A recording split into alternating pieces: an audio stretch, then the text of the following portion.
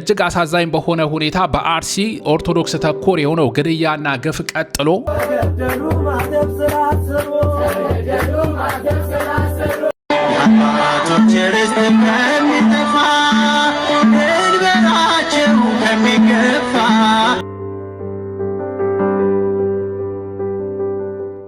ሰላም ወደ ዩቲዩብ ቤተሰቦቼ እንዴት ናችሁ? እግዚአብሔር ይመስገን። የአሽሩካ ቻናል ነው።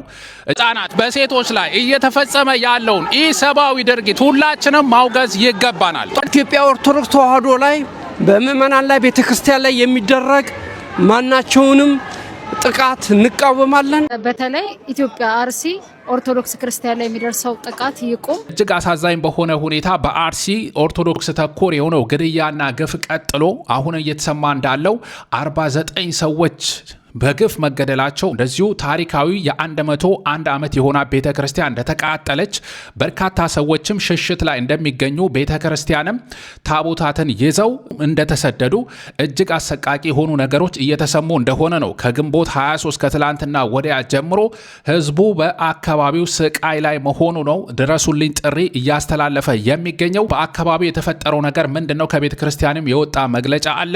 ይህ አካባቢ የአዳነች አቤቤ ትውልድ ስፍራ እንደሆነ እየተነገረ ነው። በተለያዩ ሰዎችም ተቃውሟቸውን እያሰሙ ነው።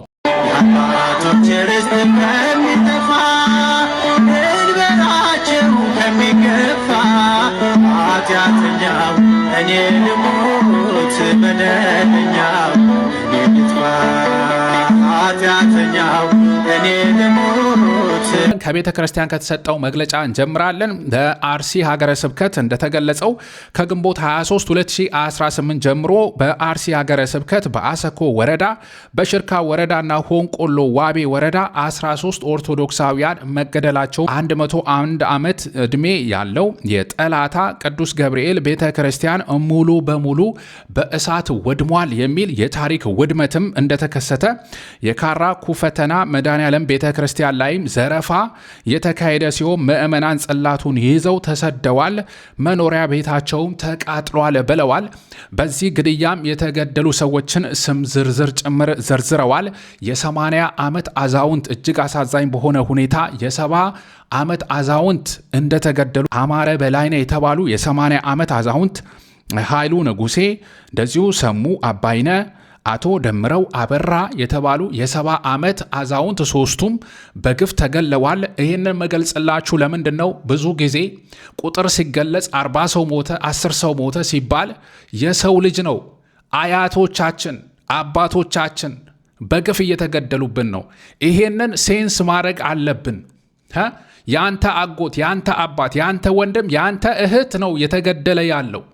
ይሄንን ሴንስ ካላደረገን ቁጥር ሲጠራ የሰው ሞቱ ቁጥር ነው መስሎ ነው ዝም ብለን ነው እያለፍን ያለ ነው። ለመድ ነው። መረጃም እኮ ለማቅረብ እኛም ተሳቀናል። ለምን? በቃ ተለመደ። ሞቱ ነው ተገደሉ ነው። ምንም መፍትሄ የለም እና እየለመድ ነው መጣን። እስቲ እናስተውለው። ከዚህ ቀን እስከዚህ ሰዓት ድረስ እኔና እናንተ ጋር አልደረሰም እንጂ በአርሲ የሚገኙ ባለማተብ ኦርቶዶክሳውያን በግፍ እየታረዱና እየተገደሉ ይገኛሉ። ለማና ቤትም በል ለማን እንጮህ? ማንስ ይሰማናል? አባቶች እኮ ስታስተምሩን ክርስቲያንና ሚስማር በተደበደበ ቁጥር እየጠነከረና እየጠበቀ ይሄዳል ብላችሁን እስካሁን ዝም ብለናል። ምነው የእናንተ ዝምታ በዛ? የመናገርና የመተቸት አቅም ማናችንም የለንም። ስንገደል ስንታረድ ግን ዝም አትበሉ። ለሕፃናት ስጋ የማይመለሱ ከዝቋላ ጀምሮ የአባቶቻችንን ስጋ ቦጭቆ የተከፋፈሉ ነገር ግን ዝምታ ስለሆነ መልሱ ዛሬ ላይ ዋጋ እየከፈልንበት እንገኛለን። ኦርቶዶክሳውያን ድምፅ ሁኑ። እስከ መቼ እንገፋለን? እስከ መቼ እንታረዳለን? እስከ መቼ እንሰቃያለን? እረኛ የሌለው በጎቹ ነን። መምህር ያጣ ኦና ጠረጴዛ ላይ የተቀመጠ ተማሪው ነን። እስከ መቼ? እየፈሰሰ ያለው ውሃ አይደለም ደም ነው፣ ንጹሃን ደም። በዓለም ላይ የምትገኙ ኦርቶዶክሳውያን አደራ ባካችሁን ድምፅ ሁኑ። ሌላም ከተገደሉት ከፈለኝ ልኬለው፣ እሸቴ ዳመነ፣ አበባየው ዳኜ፣ ተሬ ደሴ፣ ወጣት ገነነ ጥላሁን፣ ሙርቴሳ ጥላሁን፣ አቶ ንጉሱ ማንደፍሮ፣ አቶ በቀለ ኃይለ ሚካኤል የተባሉ እንደዚሁም አንድ ሚኒሻም እንደተገደለ በብፁዕ አቡነ ኤልሳ የሚመራው የአርሲና ሶማሌ ክልል ጅጅጋ አህጉረ ስብከት ሊቀ ጳጳስ የቅዱስ ሲኖዶስ አባል በሚል ይሄም መረጃ ይፋ አድርገውታል። ጥቃቱ ሰፋ ያለ እንደሆነ በዝርዝር ደግሞ የገለጸ የሚገኘው ጋዜጠኛ ኤልያስ መሰረት ነው። እስካሁን ድረስ 49 ሰዎች በግፍ ስለመገደላቸውም መረጃውን ለቆታል። 280 በላይ የሚሆኑ ሰዎች ደግሞ የደረሱበት አይታወቅም ነው የተባለው።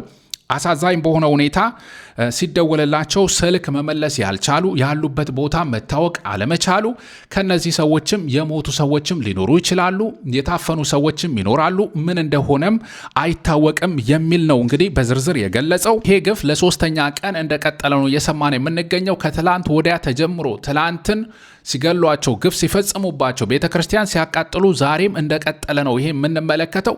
ይሄ ከተሰማ ጊዜ ጀምሮ ህዝቡ ተቃውሞውን እየገለጸ ይገኛል። አርቲስት መሰረት መብራቴ ኦርቶዶክሳውያን ሞትና መከራ እስከ መቼ? ምስራቅ አርሲ የደም ምድር የንጹሐን ደም ይጣራል። ማቆሚያ የሌለው እልቂት፣ ሰሚ የሌለው ጩኸት፣ ከምድራዊው ዳኛ ፍትህ ባናገኝ የሰማዩ አምላክ ይፋረዳችኋል። ወገኖቼ ነፍሳችሁን በቅዱሳኑ እቅፍ ይቀበለው የሚል መልእክቷን አስቀምጣለች። ወየው አርሲ በማለት መልእክቱን ያስተላለፈው አርቲስት ንብረት ገላው ነው። አርቲስቱ እንደዚህ ይላል። የሰው ጥበብ ቆሟል። በገዳማትና አብያተ ክርስቲያናት በቅዱስ ታቦቱ በንዋየ ቅዱሳቱ በአባቶች የሚስጥረ ክህነትና በቅዱሳኑ ላይ የሚያድር መንፈስ ቅዱስ ገድል ተአምራቱን ያድርግ። አምላካችን አይፈር። እግዚአብሔር በማደሪያዎቹ ላይ አድሮ እንዲያድንና እንዲፈርድ አጥብቄ እጸልያለሁ። ወየው አርሲ በማለት መልእክቱን አስተላልፏል።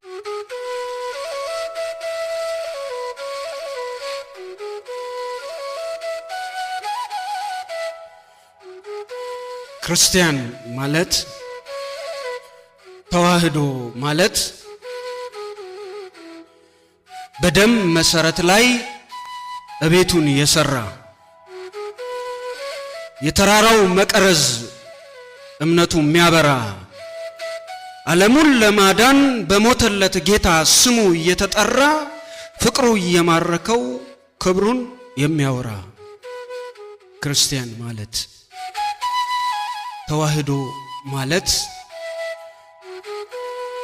መከራው መዶሻ ባረፈበት ቁጥር የሚጠነክር ነው በክርስቶስ ፍቅር።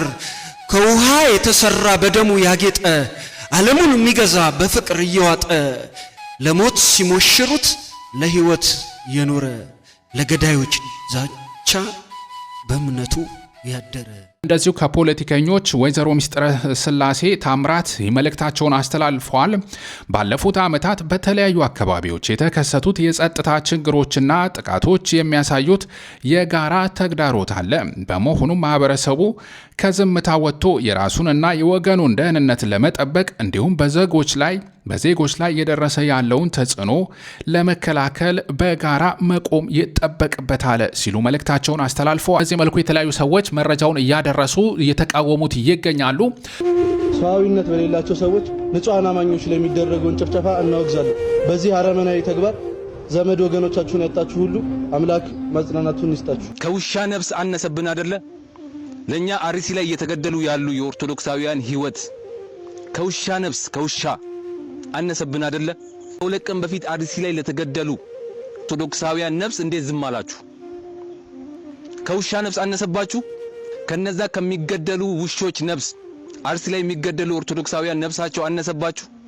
እኛ ብቻ ሰምተን እኛ ተቃጥለን አንቀራትም፣ ተሰሟታላችሁ። የአርሲ ኦርቶዶክሳውያን ሞት ያላመማችሁ አዲስ አበባ ስለሆናችሁ የኮራችሁ፣ ሌላ ቦታ ስለሆናችሁ የኮራችሁ ተሰሟታላችሁ።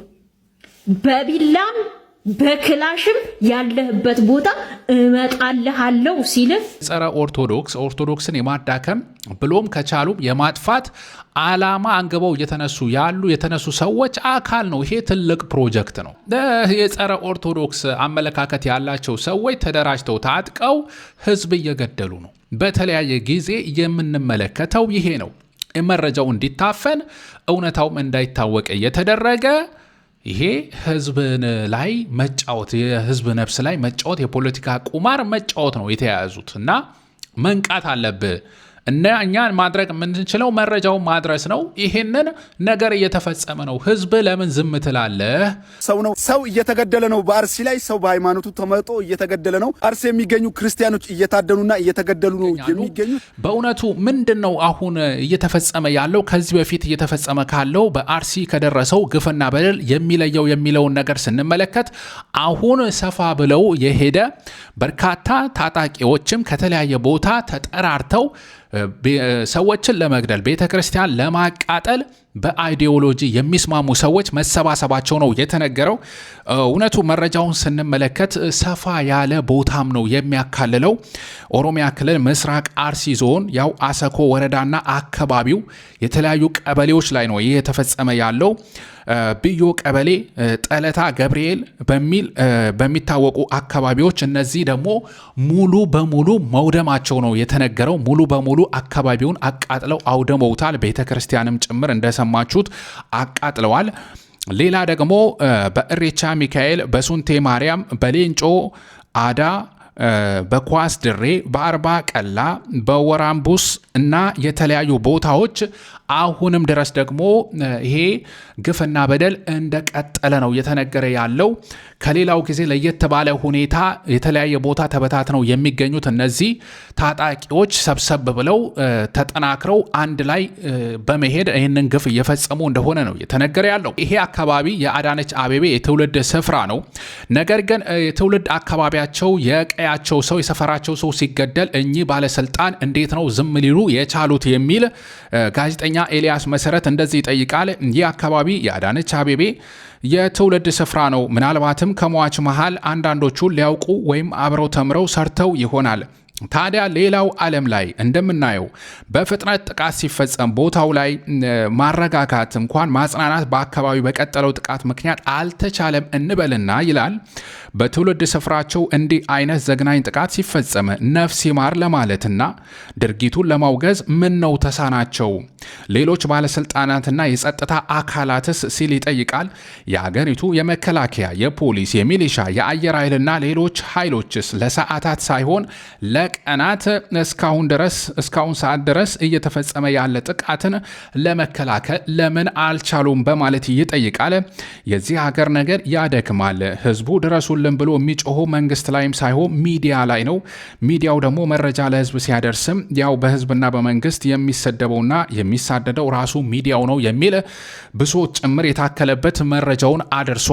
በእርግጥ ትክክለኛ ጥያቄ የጠየቀ ቢሆንም ወንድማችን ያው እንደሚታወቀው የአሳ ግማቱ ከአናቱ ነው እንደሚባለው እነዚህ ሰዎችም በርዕዮተ ዓለም የሚስማሙ ናቸው።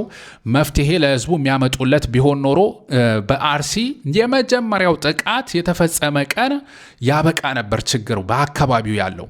ጭራሽ እንዲያውም በአፋን ኦሮሞ የለቀቁት አንድ ዘጋቢ ፊልም ብለው የለቀቁትን ቪዲዮ ለመመልከት ሞክሬ ነበረ።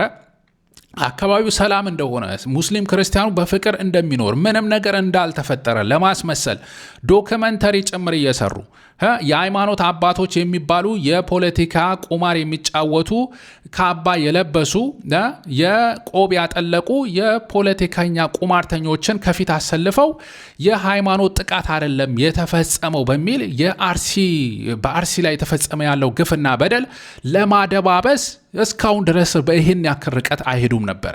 ይሄ የርዕዮተ ዓለም እነሱ የሚስማሙበት በከተማ የብልጽግና አገዛዝ ራሱ እያፈረሰ ቤተክርስቲያን ላይ ጥቃት እየፈጸመ ያዳከመ፣ ገጠር ደግሞ ሸኔ የተባለው በጫካ የሚገኘው ሸኔ እንደዚሁ በ4 ኪሎ የሚገኘው ሸኔ እየተባበሩ ነው ቤተክርስቲያን ላይ ከፍተኛ ጥቃት እየፈጸሙ ያሉት። ለእኔ ይሄ ነው የሚገባኝ። እንደዛ ባይሆን ኖሮ እንዴት ይሄ ሁሉ ግፍስ ተደጋግሞ ሲፈጸም ማስቆም ተሳናቸው? ዓላማቸው ሐሳባቸው አንድ ላይ ስለሆነ ነው። ስለዚህ ያለው አማራጭ ክርስቲያኑ ኦርቶዶክሱ ተደራጅቶ ሀገር ወዳድ የሆነው ተደራጅቶ ራሱን ማስከበርና መታገል ነው ያለበት። ምንም መፍትሄ የለም። አሁን ነፍስ ይማር በሚል ለውጥማ እንደማይመጣ እያየነው ነው። ኦርቶዶክስ ሲነካ አይነካም፣ ቀኙን ሲመታ ግራው ነው። ይሄ የሚባለው የሚሰራ ነገር እንዳልሆነ እየተመለከትን ነው። ያው መጽሐፍ ቃል ቢሆንም ግን ለወንድም ለሚያከብር ለሚሰማ ነው ይሄንን ማለት የምትችለው። ይሄ እጅግ አሳዛኝ የሆነ የቀጠለው ግፍና በደል በአካባቢው ያለው ህዝብ ራሱ ተደራጅቶ ራሱን እንዴት አይጠብቅም ልትሉም ትችላላችሁ። ወይም በተደጋጋሚ የሚነሳ ነገር ነው። እዛ አካባቢ ያሉ ባለስልጣናትም የአካባቢው ላይ ያለውን መሳሪያችሁ እናንተማ ፋኖ ጋር ትገባላችሁ እኛን ትታገላላችሁ በሚል ሰብስበው ራሱን ቤተሰቡ ራሱ መንግስት ሄዶ ባይጠብቀውም ተደራጅቶ እንዳይጠብቅ አንደኛ መሳሪያውን ይቀሙታል፣ ራሱን መጠበቅ አልቻለም። ሁለተኛ በአካባቢ ያሉ የመንግስት ታጣቂ ኃይሎች መከላከያ ሰራዊት ውጡ ተብለው ይወጣሉ። ከዛ ይሄ ሁላ በነፃ ምድር ላይ ተገኘ በግፍ ይገደላሉ ማለት ነው። መከላከልም ራሳቸውንም በሚችሉት መፍጨርጨር ውስጥም ሳይገቡ በተደጋጋሚ ጊዜ ይሄ ለረጅም ጊዜ አርሲ ውስጥ እየቀረበ ያለ እውነቱን መጋፈጥ መስማት ያለብን ጉዳይ ነው። ተሸፋፍኖ የሚያልፍ ጉዳይ የለም እና ይሄ እጅግ አሳዛኝ የሆነ ጥቃትና ግፍ መቆሚያ ሊበጅለት ይገባል። ኦርቶዶክሱም ሆነ አገር ወዳዱ ሙስሊም ክርስቲያኑም ሌላውም ሀገሬ ታስፈልገኛለች የሚለው አካል ይሄ ነገር እንዲበቃ ድምፁን ማሰማት አለበት። ተደራጅቶም ይሄንን ግፍና በደል ማስቆም አለበት። ይሄ የቤት ስራ ነው። ይሄ ነው ቀጣይ እንደዚህ አይነት ግፍና በደል ላለመስማት ምን ማድረግ ይገባናል ነው ጥያቄው መሆን ያለበት። ይሄ የምትመለከቱ ሰዎች የቤት ስራ መውሰድ ያለባችሁ ለጎረቤትም ለሁሉም ሀገር ወዳለ ሆነው ኢትዮጵያዊ ማድረስ ያለባችሁ ሐሳብ ይሄ ነው። መወያየት ያለብን ኦርቶዶክሳዊ ከሁሉም በላይ ደግሞ ነቅተ ምን ማድረግ አለብኝ ነገ ተረኛ እንደማል ላለመሆነ ምንም ማስረጃ የለም። ተስፋፍተዋል። እነዚህ ሰዎች ተደራጅተዋል፣ ታጥቀዋል። ግፍና በደል መፈጸምም እንደ ክብራቸውን እንደ ነውራቸውን እንደ ክብራቸው አድርገው ነው የቆጠሩ ያሉት። ስለዚህ እባክህ ነግበነ በለ ንቃ ማለት ነው እኔ የምችለው።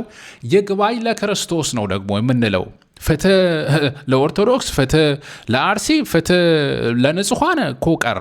ምክንያቱም ይሄ ተስፋ ሲኖር ህግ ያለበት ሀገር የሆነ ነገር በህግ ይሰራል ብለህ የምታስበው ነው። ስርዓት ፈርሷል፣ ህግ ወድቋል። ስለዚህ ይግባኝ ለክርስቶስ ነው ማለት ያለብን። ይሄንን ነው የምለው እኔ። በዙፋኑ ንጉስ አለ በዙፋኑ ይፈርዳል አይፈርድም ይፈርዳል